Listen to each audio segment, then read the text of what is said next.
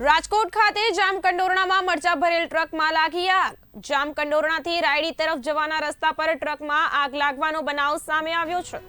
મળતી માહિતી અનુસાર શોર્ટ સર્કિટના કારણે આગ લાગી હોવાનું અનુમાન લગાવવામાં આવી રહ્યું છે। મરચા ભરેલ ટ્રક બળીને ખાખ થઈ જતા લાખોની નુકસાની થવા પામી છે।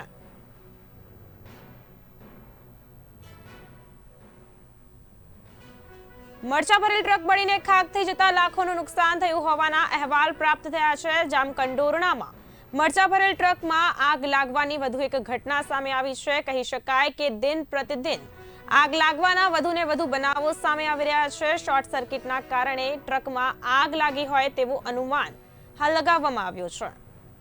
મરચા ભરેલ ટ્રક બળીને ખાખ થઈ જતા નુકસાની વેઠવાનો વારો આવ્યો છે।